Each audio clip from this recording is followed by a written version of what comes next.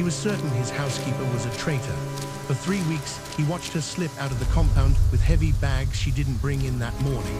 So one humid night, the Dragon of Seoul decided to follow her, ready to deliver a cold, final justice. But what he saw in the shadows of the slums broke the one thing he thought was made of stone, his heart. Park Joon-Seok was 38, a man who controlled the city's underworld with surgical precision. He prided himself on seeing the unseen, every lie, every debt, every hidden blade. Yet he was blind to the woman who had bandaged his wounds for 20 years. Mama Enkuru, silent, resigned, essential. She was a fixture in his home, as invisible as the walls, until the weight of her heavy bags led him into a district his syndicate had destroyed, and a truth that would force him to choose between his empire and his soul. Hello, fam. Welcome to Afro Underworld Mafia Stories. Subscribe now and join us on this unforgettable journey. Don't forget to also comment below where you're watching from. Now let's proceed with the story. The rain didn't just fall, it haunted the streets of the district, slicking the pavement like oil. Joon-Seok kept his distance, his polished black Oxfords clicking rhythmically against the concrete, a sharp contrast to the heavy, dragging footsteps of Mama Enkuru. He watched her from the shadows of a doorway, his eyes narrowed. She was a silhouette of exhaustion, her white maid's headband glowing faintly under the flickering street lamps like a halo that had lost its light. In each hand she gripped a plastic bag. He could see the strain in her forearms, the way the thin plastic handles bit into her weathered skin. To anyone else, it was just a woman carrying groceries. To a man like Joon-Seok, who had built a kingdom on the detection of anomalies, it was a crime scene in motion. What was she doing in the 4th district? This was the dead zone, a cluster of tenements his syndicate had marked for clearing, a polite term for the forced evictions that fueled his newest high-rise project. He watched her turn into a narrow alleyway behind an old, crumbling church. The brickwork was scarred with graffiti, and the scent of damp trash and rot hung heavy in the air. Joon-Seok felt a cold surge of adrenaline. Was she meeting a rival? Was she selling the locations of his safe houses? He gripped his briefcase tighter, his knuckles turning white. He reached for the small, concealed blade in his inner pocket, the familiar weight of it grounding him. He rounded the corner with the silent grace of a predator, prepared to see a handoff of cash or a clandestine meeting. Instead, he saw her stop at a heavy iron door, half submerged in the sidewalk. She didn't knock, she leaned against it, her forehead resting on the cold metal for a moment, as if gathering the last of her strength. Then, the door creaked open. Joon-Seok crept closer, pressing his back against the wet brick. He looked through a small, dirt-streaked window at ground level. The basement was dim, lit only by a few hanging bulbs, but it was crowded. Dozens of children, some no older than 5, sat on mismatched crates. There were elderly men with hollow cheeks and women wrapped in thin, frayed blankets. Enkuru moved to a central table. She didn't look like a thief. She looked like a general returning to a besieged fort. She began to unpack the bags, the lettuce, the lemons, the baguette he had seen her carry. She didn't sell them. She began to tear the bread into small, equal pieces, handing them to the smallest children first. She knelt in the dirt, her expensive maid's apron staining black, and began to rub a lemon wedge over a young boy's scraped, infected knee. Joon-Seok stood frozen in the rain. He realized with a sickening jolt that these were the families his enforcers had dragged out of their homes just 2 weeks ago. He had called them collateral. Enkuru called them by their names. The Iron Dragon felt a sudden, sharp crack in his chest. The woman he was ready to kill was the only person fixing what he had broken. The following morning, the silence of the Park estate felt different. It felt heavy with the weight of unasked questions. Joon-Seok stood in the center of his expansive, cold kitchen, watching Mama Enkuru move with her usual mechanical grace. She was brewing his tea, her hands steady despite the exhaustion he knew must be deep in her marrow. He looked at her, not as the Iron Dragon looking at a servant, but as a man seeing a ghost. "Enkuru," he said, his voice uncharacteristically raspy, "I need to check the plumbing in your quarters. The pressure is low in the main wing." It was a clumsy lie, one she surely saw through, but she merely bowed her head. "Of course, Master Park, the key is where it always is." He waited until she returned to her chores before heading to the small, detached cottage at the edge of the property. He had lived in this mansion for a decade, yet he realized with a pang of shame that he had never once stepped across her threshold. The room was small, impeccably clean, and smelled faintly of lavender and old paper. It was a stark contrast to the opulence of his own life. There were no gold fixtures here, only a narrow bed and a small wooden desk. His eyes were immediately drawn to the far wall. Amidst a few framed photographs of a younger woman in a white lab coat standing in a dusty clinic, there was a single mahogany frame. Inside, resting against a velvet cushion, was a medal, the Bronze Star. Beside it was a formal citation, yellowed with age but preserved with holy reverence. Joon-Seok stepped closer, his breath hitching.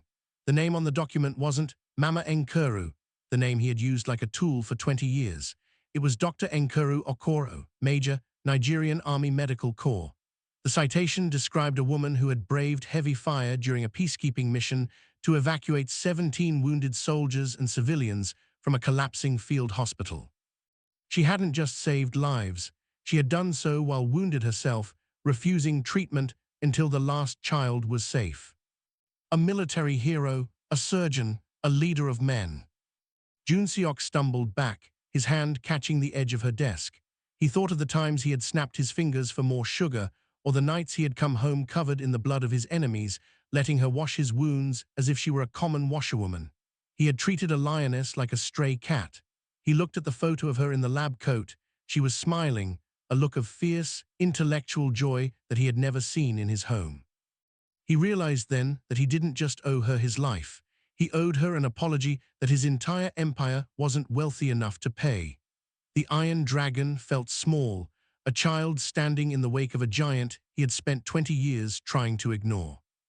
Joon-Seok returned to the main house, but it no longer felt like a sanctuary of power. It felt like a mausoleum of his own ego. He stood in the center of his vast, open-concept penthouse, surrounded by floor-to-ceiling glass that looked out over the sprawling neon grid of Seoul. For years, he had stared at these lights and seen only territory to be conquered, debts to be collected, and rivals to be crushed. Now, the reflection in the glass was a stranger, a man in an expensive Italian suit who was spiritually bankrupt. He walked through the silent corridors, his footsteps echoing against the cold marble. He passed the dining hall where he sat alone every night, served by a woman who had saved 17 lives while he was busy figuring out how to end them. He looked at the high-end security cameras nested in the corners of the ceilings.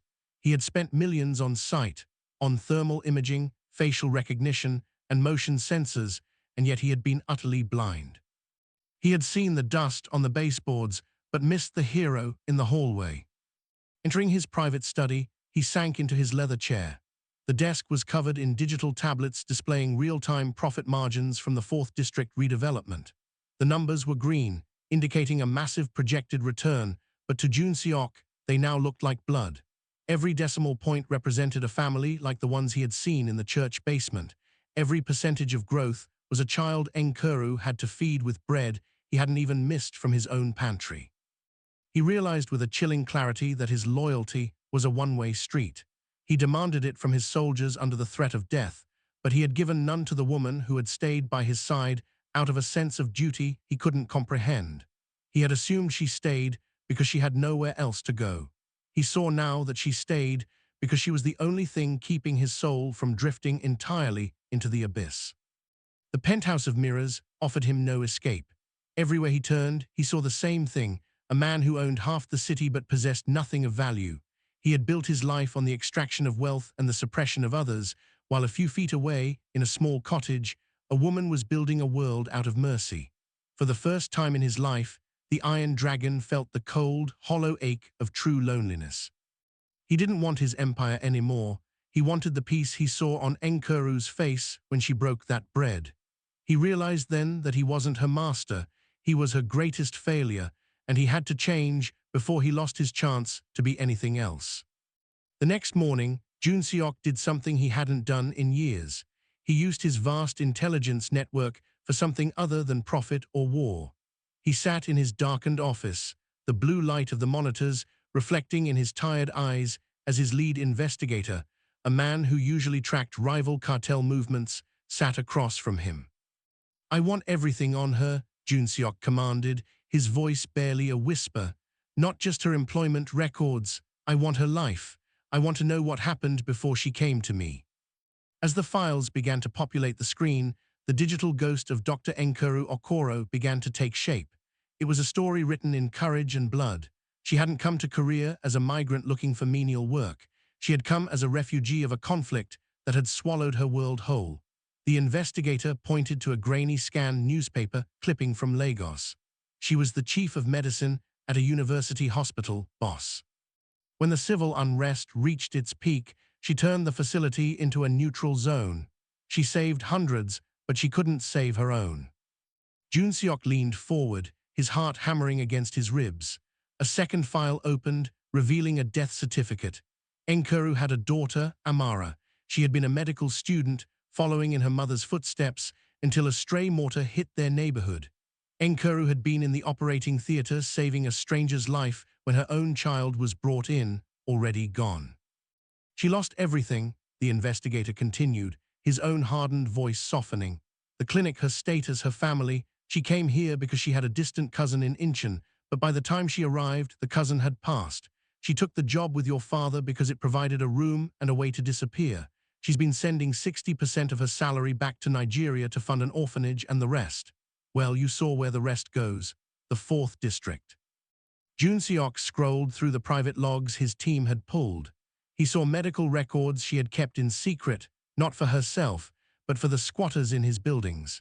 She was treating diabetes, malnutrition, and respiratory infections with black market supplies because she didn't want to alert the authorities to the illegals living in his shadow.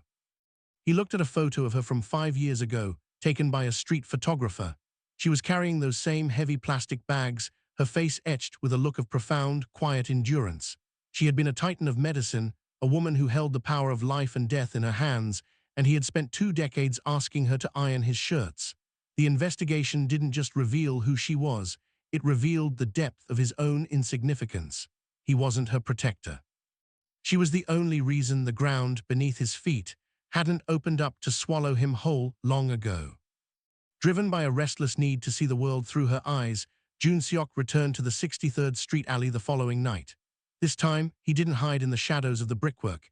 He stepped into the light of the basement doorway. The heavy scent of vegetable broth and damp wool greeted him. As he entered, the room fell into a sudden, suffocating silence. The men and women who had been talking leaned back, their eyes widening with a recognition that chilled Joon-Seok to the bone. They didn't see a benefactor. They saw the face of the man who had signed their eviction notices. A young man with broad shoulders and a defensive stance stepped forward, placing himself between Joon-Seok and a group of children. This was Marcus, a man Joon-Seok recognized from his own corporate problem files, a local leader who had fought the 4th District redevelopment until his own home was boarded up.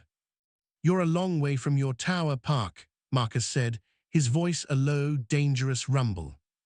"I'm looking for Enkuru," Joon-Seok replied, his voice sounding thin and alien in the crowded room. Marcus's expression shifted from hostility to a guarded confusion. "You mean the doctor? She's in the back, checking on a girl with a fever, but you don't get to just walk in here. Do you even know who she is to us?" Marcus gestured to the room, to the elderly woman sewing a torn coat, to the boys sharing a single baguette. "When your crews came with the bulldozers and the sirens, you didn't leave us with a pot to piss in. It was her. She found this basement. She brought the medicine when the clinics turned us away because we had no addresses. She's the only reason half these kids aren't in the dirt." Marcus stepped closer, his eyes burning with a fierce loyalty that Joon-Seok realized he could never buy with his billions.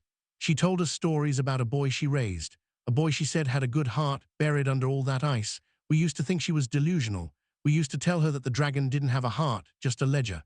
Marcus paused, looking Joon-Seok up and down with a mix of pity and disgust. "She spends every cent you give her to fix the lives you ruin.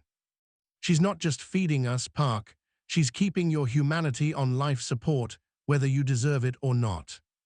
Joon-Seok looked around the room and for the first time didn't see collateral. He saw Marcus, a man who loved his community. He saw the children Enkuru had saved from the cold. He realized that the Iron Dragon was a myth, a hollow shell of a man, while Enkuru was the true sovereign of this city. She hadn't been stealing from him. She had been paying a debt he was too arrogant to acknowledge.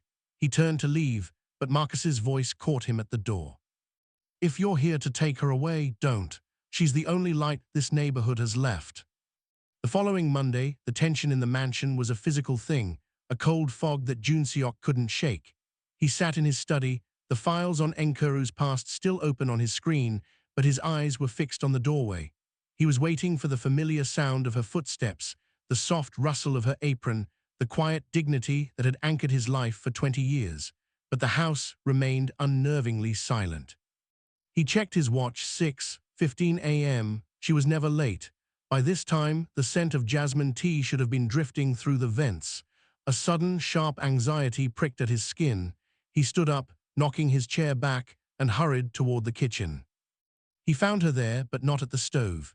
Enkuru was slumped against the industrial refrigerator, her breathing shallow and ragged. In her hand, she still clutched a heavy metal ladle, but her fingers were trembling so violently that it slipped from her grasp. The sound of the stainless steel hitting the marble floor echoed like a gunshot in the empty room. "Enkuru," Joon-Seok lunged forward, catching her just before her knees hit the ground. She was burning with a fever that seemed to radiate through her uniform, yet she was shivering. I have to finish," she whispered, her voice a ghost of itself. Her eyes were unfocused, darting toward the two heavy plastic bags sitting on the counter, already packed with the morning's leftovers. "The children, they're waiting." "Forget the bags," Joon-Seok commanded, his heart hammering against his ribs. "You're sick, Enkuru. Why didn't you say anything?" He lifted her easily. She felt terrifyingly light, as if she had been hollowed out by her own sacrifice. As he carried her toward his car, he noticed the small, plastic medicine bottles spilling out of her apron pocket. They were empty. He recognized the labels, basic antibiotics and fever reducers. She hadn't been taking them. She had been giving her own prescription medicine to the sick children in the 4th district, treating their infections while her own pneumonia turned into a silent killer. As he raced through the city streets, ignoring red lights, Enkuru's head rested against the leather upholstery of his luxury SUV. She looked small, her gray hair escaping her headband, the lines of age on her face deepened by pain. "I'm sorry, Joon-Seok," she murmured, her eyes half closed. "I didn't mean to be a burden." "You were never a burden," he choked out, the words thick with a grief he didn't know how to process. "I was just too blind to see you were the one carrying us all." The Iron Dragon gripped the steering wheel, tears finally stinging his eyes. He realized that while he had been building walls to keep the world out, she had been tearing herself apart to keep the world alive.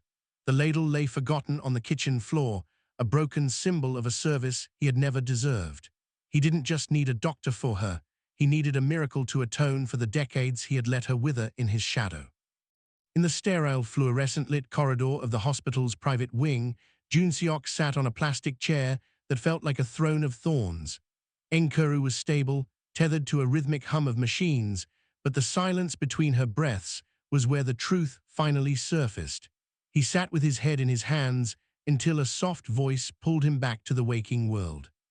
"She used to call you her stubborn son, you know."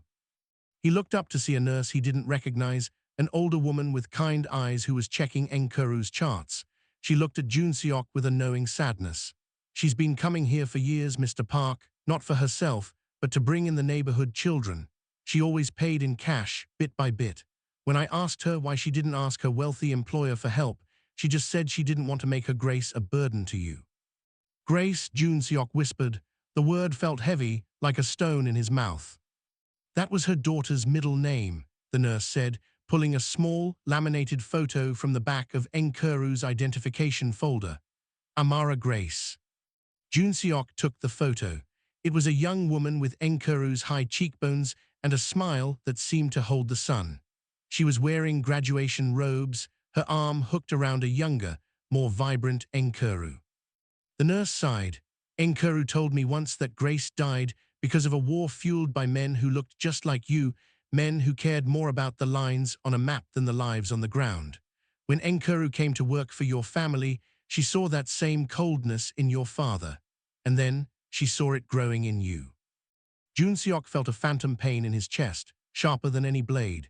He realized now that Enkuru's 20 years of service hadn't been a job, it had been a penance and a mission. She had stayed by his side because she saw the Iron Dragon as a second chance to save a soul from the fire that had consumed her daughter's world. She had named her daughter Grace, and for 2 decades, she had offered that same grace to a man who had done everything to earn her contempt. Every meal she cooked, every wound she bandaged, every stolen bag of bread was an act of defiance against the cruelty he represented. She wasn't just feeding the poor, she was trying to feed the starving part of Joon-Seok's humanity. He looked at the woman behind the glass, pale and fragile, and realized the staggering cost of her love. She had spent her health, her savings, and her entire life trying to pay for a grace he had spent his life stepping on. He wasn't the master of the house. He was the prodigal son who had never even realized he was home. While Enkuru slept, her breathing supported by the rhythmic hiss of the ventilator, Joon-Seok returned to his penthouse, not to sleep, but to dismantle the fiction of his own success. He pulled up the active eviction files for the 4th District, the digital spreadsheets that had once been his pride. He stopped at a name Marcus had mentioned in the basement, Arthur Wilson. Mr. Wilson was 72. He had lived in a small corner apartment on 63rd Street for 40 years until Joon-Seok's legal team found a loophole in his lease to accelerate the demolition. Following the address listed in the most recent social service update, Joon-Seok drove to a dilapidated relocation center, a euphemism for a concrete warehouse partitioned by thin plywood sheets. When he found Mr. Wilson, the old man was sitting on a plastic cot, staring at a small, framed photo of his late wife. He didn't look like a litigation obstacle. He looked like a man waiting for the end of the world. "Mr. Wilson," Joon-Seok asked, his voice cracking, "my name is Park Joon-Seok. I own the company that bought your building." Arthur Wilson didn't shout. He didn't even look up at first. "I know who you are," he said, his voice paper-thin. "The men who came for my furniture wore your crest. They told me I was inefficient for the modern market. I spent my life teaching history in this city, and you turned me into a footnote." Joon-Seok looked around the warehouse. He saw a mother trying to heat milk over a single electric burner. He saw a child sleeping on a pile of coats. These were the faces behind the files. Every one of them was a life Enkuru had been trying to stitch back together with leftover bread and stolen medicine while he was busy calculating his 40% profit margin. "I didn't realize," Joon-Seok began, but the words felt hollow even to him. "You didn't care to look," Wilson corrected, finally meeting Joon-Seok's eyes. "That woman, the one you call your maid, she came here 3 nights ago. She brought me extra blankets and a book of poetry. She told me I still mattered. She's the only one who saw me as a man, not a number." Joon-Seok felt the crushing weight of 1,000 ignored lives. He realized that his wealth was built on the theft of dignity. He wasn't just a businessman, he was a predator who had been fed by the very woman he suspected of stealing from him. Standing in that cold warehouse, the Iron Dragon finally died. In his place was a man who realized that if he didn't fix this, the blood on his hands would never wash away, no matter how many luxury apartments he built. The following afternoon, the air in the executive boardroom on the 80th floor was thick with the scent of expensive cologne and cold ambition. The directors of the Park Syndicate sat around the obsidian table, their faces illuminated by the glow of projected quarterly forecasts. At the head of the table, Joon-Seok looked at the men he had called brothers, men who had helped him build an empire on the backs of the invisible. "The 4th District redevelopment is cancelled," Joon-Seok said, his voice quiet but carrying the weight of a falling blade. The room went deathly silent. His chief financial officer, a man named Choi who had served his father before him, let out a hollow laugh. "Cancelled, Joon-Seok, the permits are signed. The investors are expecting a 40% return. We've already cleared half the blocks." "We didn't clear them," Joon-Seok replied, standing up and leaning over the table. "We erased them. We are liquidating the development fund. Everyone will be redirected into a community land trust. The tenements will be renovated, not demolished. And the residents, people like Arthur Wilson, will be given deeded ownership of their units." A roar of protest erupted. "This is suicide," Choi shouted, slamming his fist down. "The board will never approve this. You're talking about cutting our profit margins to nearly zero. You'll be ousted by the end of the hour. The syndicate doesn't exist for charity, it exists for power. Joon-Seok pulled a thick, leather-bound ledger from his briefcase and tossed it into the center of the table. It was the Black Book, the record of every bribe, every forced signature, and every violent act that had built their skyscraper. "You're right," Joon-Seok said, his eyes burning with a terrifying newfound clarity. "This syndicate exists for power, and today I am using that power to end the cycle. If any of you attempt to move against me, this ledger goes to the prosecutor's office. I'm prepared to go to prison for what we've done, but I will not spend another day being the villain in Mama Enkuru's story." The mutiny died in their throats. They looked at the book, then at the man they had feared as the Iron Dragon, and realized he was gone. In his place was someone far more dangerous, a man with nothing left to lose and a soul to save. "The restructuring begins today," Joon-Seok finalized, turning his back on the panoramic view of the city he had once tried to own. "We are no longer in the business of extraction. From now on, we protect what we used to prey upon." He walked out of the room, leaving the most powerful men in Seoul staring at the record of their own sins, while he headed back to the hospital to tell Enkuru that her stubborn son had finally come home. 6 months later, the morning sun broke over the 4th district, but the light didn't reveal the usual grey skeletons of half-demolished buildings. Instead, it illuminated Southside Commons, a vibrant hub of red brick and green space where the former church basement had once stood in darkness. There were no golden shovels or politicians in suits. The groundbreaking had been done by the residents themselves, led by a man named Arthur Wilson and a young leader named Marcus. Joon-Seok stood on the new sidewalk, his expensive suit replaced by a simple dark sweater. Beside him stood Enkuru. She was thinner than before, and she leaned slightly on a cane, but the weary, burdened expression that had defined her face for 20 years was gone. In its place was a quiet, luminous peace. She wasn't wearing a maid's uniform. She wore a vibrant African wrap, its colors as bold as the life she had fought to protect. "I used to think that building things meant pouring concrete," Joon-Seok said, his voice soft as he watched a group of children chase each other through the new courtyard. "I thought a legacy was something you left behind. I didn't realize it was something you had to live every day."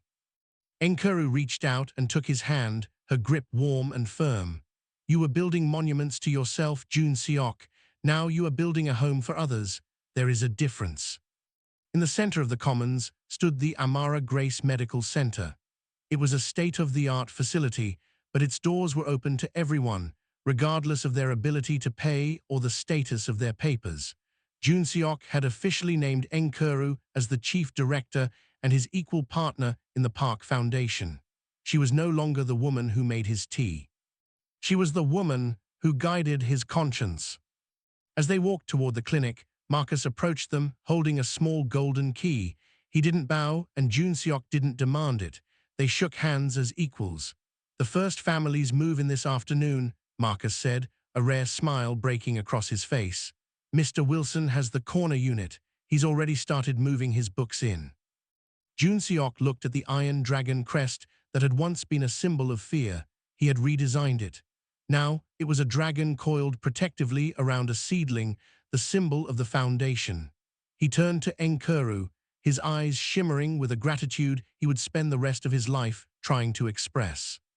"I followed you that night because I thought you were taking something from me," he whispered. "I was so wrong. You were the only one giving me anything at all." Enkuru squeezed his hand. "The past is a debt we have paid, my son. Today is the first day of the future." As they walked into the clinic together, the heavy bags were gone, replaced by the light of a new beginning. The boss and the doctor, the son and the mother, stepped into the sun, finally free from the shadows of the tower.